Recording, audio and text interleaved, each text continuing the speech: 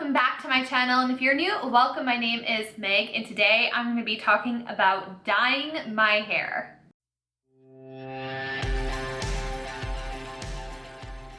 If you are a subscriber of mine, this may be a little bit of a shock to you, but I went and dyed my hair purple. I did the one thing that our hairdressers don't want us to do during quarantine besides cut bangs, which I will not do. I'm not in that kind of danger.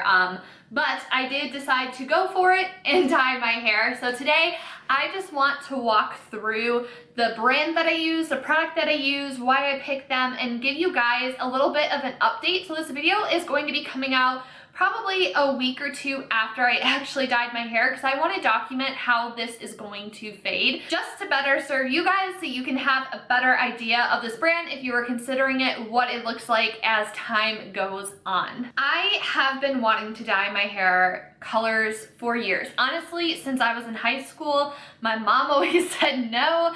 I never did in my 20s because it was always like, once you get a real job, you can't have your hair colored. And it's just like, I feel like that's just not a thing anymore. And by the way, my eyebrow is driving me freaking nuts. I haven't worn makeup in almost 3 weeks, so it was interesting putting this on. Anyways, neither here nor there. But I've always wanted to dye my hair. I was actually supposed to have a hair touch-up in a couple of days, but obviously with everything going on, that was not happening. But my plan was to get my roots touched up because they're pretty outgrown. I just wanted to, you know, bring some more brightness closer to my roots and, you know, have a fresh bleach on here, because it was my plan for, you know, June and July to have purple hair and then finish off the end of the summer with like a pastel pink hair, just for fun, because I've just been bored with the blonde. So with my hair appointment being canceled, I'm like, there's no point in waiting. We might as well go ahead and do this now. I decided to go ahead and go with Arctic Fox hair dye.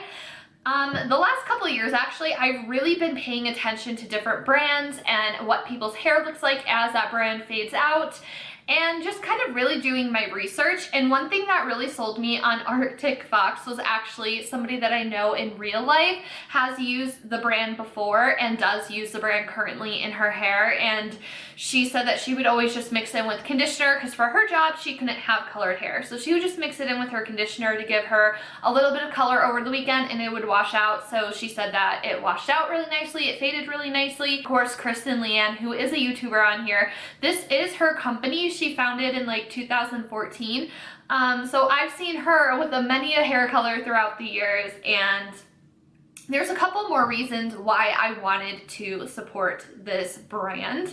Their brand and products are contrived of all natural ingredients that contain no drying alcohols, PPDs, or harsh chemicals. And their formula is designed to be highly pigmented, but to stain and bleed less throughout wear. On their website, they describe Arctic Fox as a long-lasting direct dye that is DIY friendly and conditioning with a delicious scent.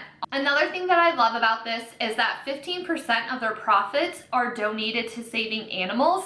They are completely cruelty-free. It is a vegan product, and they never test on animals. So for me, that's like more than enough to get behind and support a brand. Some other quick facts to get about this product is that it is a long-lasting semi-permanent color. There is no peroxide, ammonia, ethanol, alcohol, PPD. It is made in Southern California. So if you also want to buy within the United States, you can do so by purchasing this brand. Now, this is the 4-ounce bottle. As you can see, I just got some on my nail because I wanted to see how much of this I used.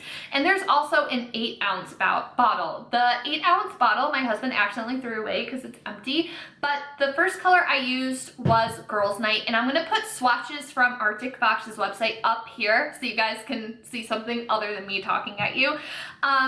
So this is what their swatches look like for Girls Night, and then also for Purple Rain, which is what this 4-ounce bottle is.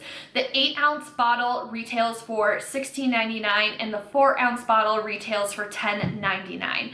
I was really going for like that lavender color, But I knew that my hair wasn't anywhere near platinum, so as gorgeous as Girls Night looks on platinum hair, I knew that would not be my reality, so I knew I needed to pack a little bit of a punch with a deeper color. I was also looking at their violet color, but I knew deep down I wanted something that was a little bit more on the cooler tone side of purple versus a red purple, which is what violet is. It just looked like the violet might help a little bit more with the lavender color, but everywhere that I saw on Instagram and through DMs and everything like that, they're always recommending Purple Rain with Girls Night to give you a more punched up lavender color, and punched up on me it is. They say just to do a little dab, but I was like, you know, I really want to make sure this is purple and it's not going to wash away like after one wash. So I probably used a little more than a dab, but this color is so pigmented, and let me just say again, I used the entire 8-ounce bottle of Girls Night, and I checked, that's how I got dye in my hand, and I checked in this Purple Rain is only down to here. So I didn't really use much of this at all, and you can just see how purple it is. So this is not what my hair looked like fresh after dyeing. I did have to touch up, so let me go ahead and get into that. In case you are new to this channel and you're just watching for this video, this is what my hair looked like before dyeing it. It was starting to get a little bit brassy. I did go in and get my hair toned right before the stay-home order came into place, so like early March is when I got my hair toned, and it is now the beginning of May as I'm filming this. So kind of recently toned, but it was definitely, you know, it was definitely ready for that highlight touch up. So I was like, realistically, my hair is more of like, I would describe in like the medium blonde category. So that's kind of what I went with when making my color selection. So the whole process of dyeing was interesting. I told my husband, like, I'm probably gonna need help with the back of my head. I've never dyed my hair before by myself, like, ever. And I've never, like, colored it like this. I did have rose gold hair for like 2 months, 2 summers ago, but it was like barely noticeable because my hair was mostly brown. But I've never done it myself. So I was like, I don't really know what I'm doing. I probably will need your help to see the back of my head. And he's like, let me just make it easy for you, being the good husband that he is. And he's like, I'll just dye your whole head for you. And I was just like, all right, I get to sit back, relax, not do anything. Sounds great to me. But also to my demise in being a control freak, I was like back seat driving the entire time. I'm like, you really gotta get it in there. So the first time that I dyed it, it probably took my husband like an hour to put the dye on because he was just like trying so hard to be careful. It was like really cute. So it was a process getting the dye on. I told him that we need to leave like the last 2 to 3 inches out because the ends are really going to soak up the product and they'll look darker than the rest of the hair, so we need to do the ends last. And he was like, okay. So we did it. We did from root down to here. Everything was great. We went in and then we added the bottom to the bottom part of my hair. We dyed it, and then with what was left, I just reused this Lush bottle, but with what was left, I used 50% conditioner, 50% hair dye, because they also recommend that you make a conditioner mix to leave on your hair every couple of washes, just to help with the upkeep of the dye. So that is what this is. And this is what my hair looked like after washing it. So I did just rinse it out because, again, they recommend to just rinse your hair and not fully wash it afterwards, which makes sense. So this is what my hair was looking like as soon as I rinsed the color out. It might be a little bit difficult to see, but like from here to here, it was gray. Like the color didn't stick, which is weird because like when he was originally dyeing my hair, I would say we left like this much out. So like from my chin to here, it just was not sticking. It was full on silver, full on gray, and it was just really bizarre to me because like the very tips of my hair were like vibrant purple, but like this part was just gray. So I was like, this doesn't make sense. So I ended up washing my hair twice with shampoo, and the color didn't really fade a ton. So I was like, okay, well, that's something nice to know. And then I was like, tomorrow I'm gonna touch up this section. And then I had a couple pieces in the front, you can still even see now, that just went silver instead of purple. So I had just enough, like I was scraping the bowl trying to use every last bit of hair dye because I just had enough. Like after mixing this yesterday thinking I was good, like I completely ran out of girls' night. So I was very lucky, just had enough to get the bottom part of my hair and kind of balayage, you know, around the rest of it. I don't think I said when my husband dyed it, the first night that I dyed it, it took him probably about an hour to do the application, and then I let it sit for 90 minutes before rinsing it. And then the next day when I did my touch-up, I was like, I'm gonna let it sit a little bit longer. Maybe that was part of the problem. So I let it sit on my hair for 2 hours. It maybe took me 20 minutes to actually apply the dye. And here is a picture of what it looked like the next day in natural light. I was obsessed with it. I was in love with it. I was so happy that it worked. I was so scared I was gonna have this weird gray patch on the bottom half of my hair. But luckily the second application really came through and really saved it for me. So one thing that I do want to note is that when I got out of the shower yesterday, again, I did not shampoo it. I just rinsed it for about 10 minutes underwater, and then I used my leave-in conditioner product afterwards. And they do say that this is a very conditioning and nourishing dye, and it is hella conditioning. I have very fine hair, okay? Like very fine. It gets greasy super fast. So even though I had just shampooed my roots and everything the night before and just rinsed the next day, my hair was so greasy by the end of yesterday, I could not take it. And I washed my hair. And I always do a double shampoo when I wash. So I did that, and I was kind of nervous that a lot more of the color was going to fade, but it really didn't. Like, I'm super happy with how it looks. I think that in another, like, I'll probably do another normal wash and then go in with this and see like what it looks like for the touch-up. But I think that this is actually gonna stick in my hair for a while. And I think it's gonna fade nicely when it does, because I can already see like some pieces are kind of going like that silvery color.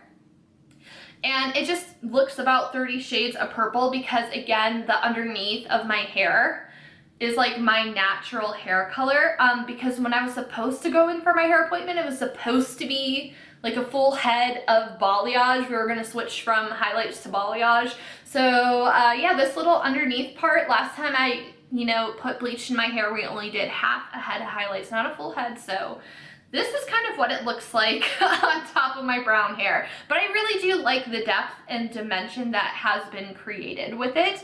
I'm super happy with how it turned out. And another thing that I do want to point out about this that might be a negative for some people is the scent. And the website says it has a lovely scent. It's very like tart, almost berryish. And it is very scented.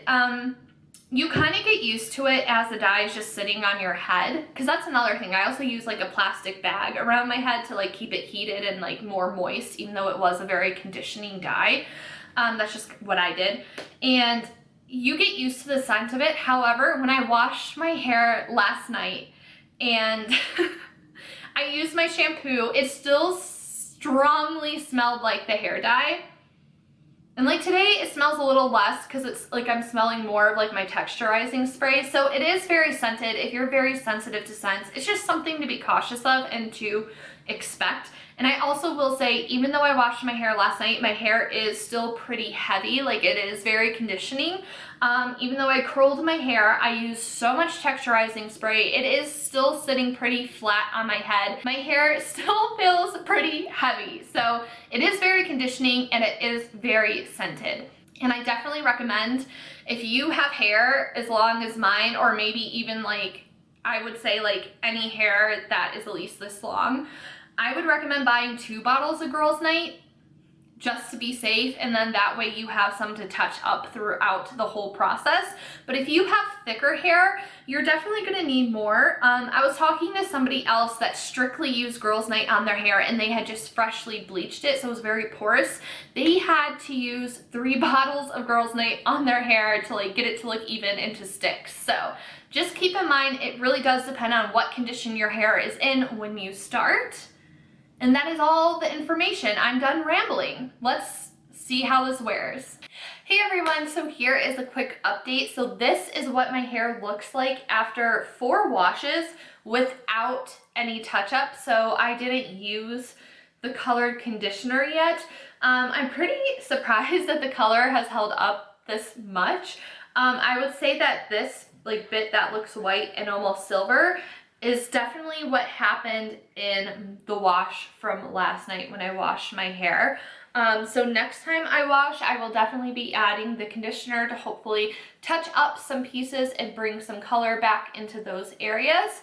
And then I would also say that the color is basically almost gone from my natural hair that's underneath. It's definitely more brown peeking out.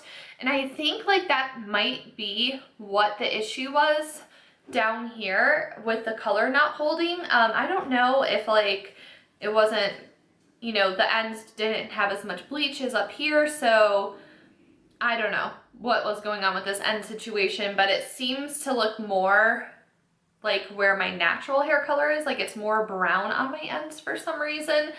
I don't know what's going on with that. But this is how the color is wearing. It's really nice. I like it a lot. I'm happy with the amount of Purple Rain that I put in. So yeah, and then you guys will just see throughout the course of my channel how this fades and how it looks over time. And that is going to wrap it up for my Arctic Fox review. Let me know, what is your favorite hair brand that you use to dye your hair? Have you tried Arctic Fox before? What's your favorite color, or what color do you think I should try next? I would love to hear from you guys. As always, thank you so much for spending your time and hanging out with me today. I hope you guys are staying safe and doing well. Don't forget to subscribe on your way out. Give this a thumbs up if you liked it, and I will see you in the next one. Bye, everyone.